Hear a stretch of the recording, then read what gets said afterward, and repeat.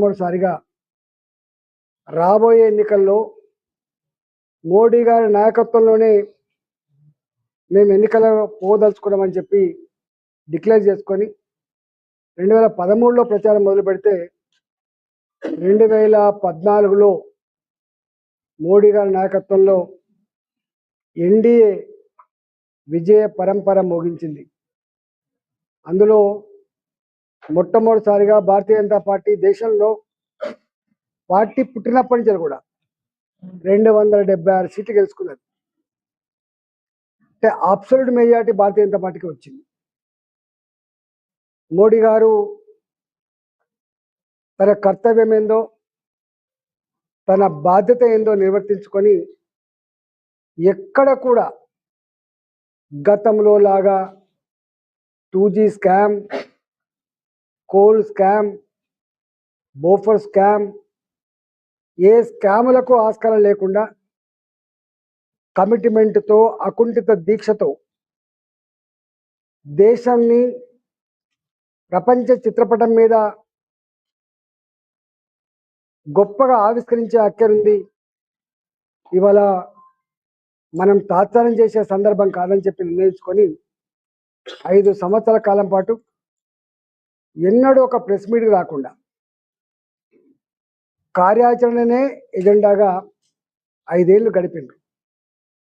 5 ఏళ్ల కాలంలో వారు స్పృశించినటువంటి అనేక అంశాలు, వాటి ఫలితాలు ఇవాళ మనకు స్పష్టంగా కనబడతా ఉన్నాయి.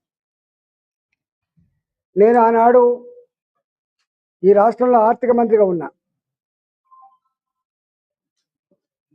జిఎస్టీని ఒకే దేశం ఒకే చట్టం రావాలని చెప్పి 2009లో ఆనాడు యూపీఏ గవర్నమెంట్ మన్మోహన్ సింగ్ గారు ప్రవచిస్తే ధైర్యం సరిపోలే, చేయలేకపోయింది. కానీ మోడీ గారు వచ్చిన తర్వాత ప్రపంచమంతా ఒక దిక్కుపోతుంటే భారతదేశం ఇంకొక వైపు పోవడం మంచిది కాదు, ఈ పేదరికమేంది, ఈ అసమానతలేంది, ఇంకా ప్రపంచంలో భారతదేశం వరల్డ్ బ్యాంక్ అప్పులుంటే తప్ప, ఏషియన్ బ్యాంక్ అప్పులుంటే తప్ప, అమెరికా లాంటి దేశాలు సపోర్ట్ చేస్తే తప్ప తన కాళ్ళ మీద నిలబడిన పరిస్థితి ఉంది, ఇది మంచిది కాదని చెప్పి నిర్ణయించుకొని ఇవాళ 1 nation 1 tax GST council form చేసి జైట్లీ గారి నాయకత్వంలో 3 సంవత్సరాలు, దాదాపు 2.5-3 సంవత్సరాలు చర్చలు పెట్టి ఇది అమలు చేసిన దేశాలకు పోయి కూడా సర్వే చేసినాం. మేము ఆస్ట్రేలియాకి పోయినాం. మేము ఆస్ట్రేలియాకి పోతే అక్కడ చెప్పిన మాట ఏంటంటే, జిఎస్టీ మా దేశంలోనే అమలు చేయడానికి కష్టపడ్డాం, మేము అమలు చేసినటువంటి ప్రభుత్వం ఓడిపోయింది, మీ దేశంలో ట్యాక్స్ కట్టే కల్చర్ లేదు, ఎడ్యుకేటెడ్ పీపుల్ కాదు, మరి మీ దగ్గర ఇది అమలు చేస్తా అంటున్నారు, సాధ్యమైద్దా, ఈ మళ్ళీ మీ ప్రభుత్వం వస్తుందా అని చెప్పినప్పుడు మేమన్నాం, మా దేశమే ముఖ్యం, మా దేశమే ముఖ్యం, అధికారం ముఖ్యం కాదని చెప్పి ఇవాళ 2.5 సంవత్సరాల కాలంలో స్టబ్బన్ నిర్ణయం తీసుకొని మోడీ గారు జిఎస్టీ ట్యాక్స్ని అమలు చేసింది. మీకు తెలుసు, అప్పుడు ఆ నెల 73,000 కోట్లు 75,000 కోట్ల ఆదాయం వస్తే లాస్ట్ ఏప్రిల్లో 2.4 లక్షల కోట్లకు చేరింది ఇవాళ జిఎస్టీ ట్యాక్స్. అంటే ఒకసారి వారు జన్ధన్ అకౌంట్లు ఓపెన్ చేయాలని చెప్పి నిర్ణయిస్తే, జన్ధన్ అకౌంట్లు ఏంది, జన్ధన్ అకౌంట్లు ఓపెన్ చేస్తే డబ్బులు వేస్తారా అని చెప్పి హేళన చేసింది. కానీ జన్ధన్ అకౌంట్లు ఓపెన్ చేయమని పిలుపునిస్తే ఇవాళ 55 కోట్ల పైచలకు జనం దానికి రెస్పాండ్ అయ్యి జన్ధన్ అకౌంట్లు ఓపెన్ చేశారు. జన్ధన్ అకౌంట్ తర్వాత డిజిటల్ ట్రాన్సాక్షన్స్ అని చెప్పి పిలిపిస్తే ఇవాళ మీరు చూస్తారు, మనం ఒక్కొక్కసారి బస్సు ఎక్కితే చిల్లర లేకపోతే దించిపోతారు, కూరగాయల కాడికి పోతే చిల్లర లేవని చెప్పి చేతులు పెట్టి అయ్యా చిల్లర తెచ్చుకోమని చెప్పి వెళ్ళగొడతారు. పండ్ల దుకాణం కాడికి పోయినా, కూరగాయల దుకాణానికి పోయినా, చికెన్ సెంటర్కి పోయినా, సామాను కోసం పోయినా చిల్లర లేకపోతే ఎట్లా కొట్టినా మనం అనుభవించినాం. కానీ డిజిటల్ ట్రాన్సాక్షన్స్ వచ్చిన తర్వాత చదువురాని నా కూరగాయలు అమ్మే తల్లి కూడా రోడ్డు పక్క పండి జామకాయలు అమ్ముకునేటువంటి మా తల్లి కూడా, చేపలు అమ్ముకునే తల్లి, పళ్ళు అమ్ముకునే తల్లి, చాయ కొట్టలు కూడా డిజిటల్ ట్రాన్సాక్షన్స్ అమలు చేసి, నాకు తెలిసి ప్రపంచంలోనే అత్యధికంగా డిజిటల్ ట్రాన్సాక్షన్స్ జరుపుతున్న ఏకైక దేశం భారతదేశం. గుర్తుపెట్టుకోండి. అంటే ట్యాక్స్ కట్టని కల్చర్ అని చెప్పిన ఈ దేశంలో, అన్ఎడ్యుకేటెడ్ అని చెప్పినటువంటి ఈ దేశంలో ట్రాన్సాక్షన్స్లో కానీ ఇవాళ బ్లాక్ మనీ రద్దయి ఇవాళ వైట్ మనీ చలమనే దాంట్లో ఇవాళ వారు తీసుకున్న నిర్ణయం ఎంత అమోఘంగా ఉందో, ఎంత గొప్పగా ఉందో దాన్ని బట్టి మనకు అర్థం కావాలి. చాలామంది ప్రధానమంత్రి ఆయన కిందికి చూడడు, జనరల్గా ప్రధానమంత్రి అంటే పైకే చూస్తాడు. కానీ మొట్టమొదటిసారిగా దేశంలో కోటాను కోట్ల మంది మహిళలు 4 గంటలకు 5 గంటలకు లేవంగానే బహిర్భూమికి పోవాలంటే లోటలు పట్టుకొని చెంపు పట్టుకొని రోడ్ల పంటి పోతున్నారు. ఈ కంప్యూటర్ యుగంలో, ఈ రాకెట్ సైన్స్ యుగంలో నా భారత మహిళలు ఇంత అవమానకరమైనటువంటి స్థితిలో బహిర్భూమిపోయే పరిస్థితి అని చెప్పి వారు దాన్ని అర్థం చేసుకొని స్వచ్ఛ భారత్ కార్యక్రమాన్ని తీసుకొని దేశంలో ఉన్నటువంటి కోటాను కోట్ల ఇళ్లల్లో ఇవాళ టాయిలెట్స్ కట్టించి మహిళల ఆత్మగౌరవాన్ని కాపాడిన బిడ్డ నరేంద్ర మోడీ గారి. ఇవాళ సగటు మనిషి, పేదరికంలో ఉన్న మనిషి ఒకటే కోరుకుంటాడు, సొంత ఇల్లు ఉండాలి. నేను చనిపోతే నా శవాన్ని శ్మశాన వాటికలో కానీ, రోడ్ల మీద కానీ, కిరాయి ఇళ్లల్లో రానియకపోతే అనాథ శవంగా ఉండే పరిస్థితి ఉంటుందని చెప్పి ప్రతి పేదవాడికి కూడా సొంత ఇంటి కళ ఉండాలి. అది చిన్న ఇల్లు, పెద్ద ఇల్లు అని చెప్పి మొదలుపెట్టి ఇవాళ 3.5 నుంచి 4 కోట్ల ఇల్లు పేద ప్రజానికానికి సొంత ఇంటి కళను అమలు చేసినటువంటి చరిత్ర ఇవాళ నరేంద్ర మోడీ గారిది. ఇవాళ ఏ రంగంలో చూసినా కూడా నేను చెప్పడం కాదు, ఇది మైక్ కాదు, క్లారిటీ లేకపోతే ఇది ఇస్తుంది అప్పుడు. నల్లగొండ ప్రెస్ మిత్రులందరికీ నమస్కారం. దేశంలో మొట్టమొదటిసారిగా 2 సార్లు ప్రభుత్వాన్ని నడిపి 3వసారి ఆశీర్వదించమని చెప్పి కోరితే ముచ్చటగా 3వసారి అధికారాన్ని చేపట్టినటువంటి పార్టీ భారతీయ జనతా పార్టీ, నరేంద్ర మోడీ గారి నాయకత్వంలో. 2014 కంటే పూర్వం దాదాపుగా 70-75 తర్వాత, 1970-75 తర్వాత 2014 వరకు కూడా సంకీర్ణ రాజకీయాలు తప్ప, ఏ పార్టీల్లో ఆ పార్టీ దిక్కు గుంజుడు తప్ప, ప్రభుత్వాలలో పనిచేసే మంత్రులనే స్వయంగా జైలు పాలైన చరిత్ర తప్ప, ఒక స్టేబుల్ గవర్నమెంట్, ప్రజలకు ఒక విశ్వాసాన్ని, ప్రజలకు ఒక ధైర్యాన్ని ఇచ్చినటువంటి ప్రభుత్వం లేదు. మొట్టమొదటిసారిగా భారతీయ జనతా పార్టీ తన మూల సిద్ధాంతం దేశమే మొదలు తదుపరి మాత్రమే పార్టీ అని చెప్పేటువంటి మా మూల సిద్ధాంతం అయితే ఉందో, దేశంలో జరుగుతున్నటువంటి స్కాములు కావచ్చు, నేరాలు ఘోరాలు కావచ్చు,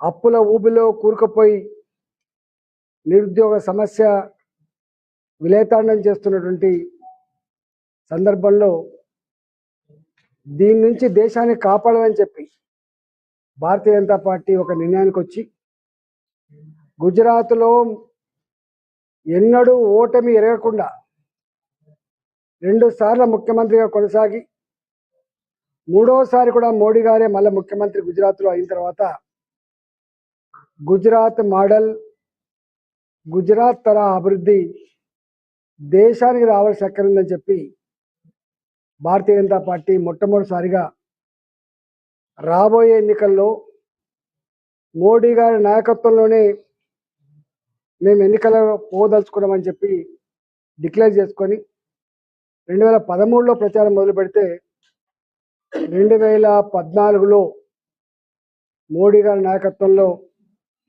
ఎన్డీఏ విజయ పరంపర మోగించింది. అందులో మొట్టమొదటిసారిగా భారతీయ జనతా పార్టీ దేశంలో పార్టీ పుట్టినప్పటి నుంచి కూడా 276 సీట్లు గెలుచుకున్నది. అంటే అబ్సల్యూట్ మెజారిటీ భారతీయ జనతా పార్టీకి వచ్చింది. మోడీ గారు తన కర్తవ్యం ఏందో, తన బాధ్యత ఏందో నిర్వర్తించుకొని ఎక్కడ కూడా గతంలో లాగా 2G scam, coal scam, Bofors scam, ఏ స్కాములకు ఆస్కారం లేకుండా కమిట్మెంట్తో, అకుంఠిత దీక్షతో దేశాన్ని ప్రపంచ చిత్రపటం మీద గొప్పగా ఆవిష్కరించే అక్కరుంది. ఇవాళ మనం తాత్సారం చేసే సందర్భం కాదని చెప్పి నిర్ణయించుకొని 5 సంవత్సరాల కాలం పాటు ఎన్నడూ ఒక ప్రెస్ మీట్కి రాకుండా కార్యాచరణనే ఎజెండాగా 5 ఏళ్ళు గడిపింది. ఆ 5 ఏళ్ల కాలంలో వారు స్పృశించినటువంటి అనేక అంశాలు, వాటి ఫలితాలు ఇవాళ మనకు స్పష్టంగా కనబడతా ఉన్నాయి. నేను ఆనాడు ఈ రాష్ట్రంలో ఆర్థిక మంత్రిగా ఉన్నా. జిఎస్టిని ఒకే దేశం ఒకే చట్టం రావాలని చెప్పి 2009లో ఆనాడు యూపీఏ గవర్నమెంట్ మన్మోహన్ సింగ్ గారు ప్రవచిస్తే ధైర్యం సరిపోలే, చేయలేకపోయింది. కానీ మోడీ గారు వచ్చిన తర్వాత ప్రపంచమంతా ఒక దిక్కుపోతుంటే భారతదేశం ఇంకొక వైపు పోవడం మంచిది కాదు, ఈ పేదరికమేంది, ఈ అసమానతలేంది, ఇంకా ప్రపంచంలో భారతదేశం వరల్డ్ బ్యాంక్ అప్పులుంటే తప్ప, ఏషియన్ బ్యాంక్ అప్పులుంటే తప్ప, అమెరికా లాంటి దేశాలు సపోర్ట్ చేస్తే తప్ప తన కాళ్ళ మీద నిలబడిన పరిస్థితి ఉంది, ఇది మంచిది కాదని చెప్పి నిర్ణయించుకొని ఇవాళ 1 nation 1 tax GST council form చేసి జైట్లీ గారి నాయకత్వంలో 3 సంవత్సరాలు, దాదాపు 2.5-3 సంవత్సరాలు చర్చలు పెట్టి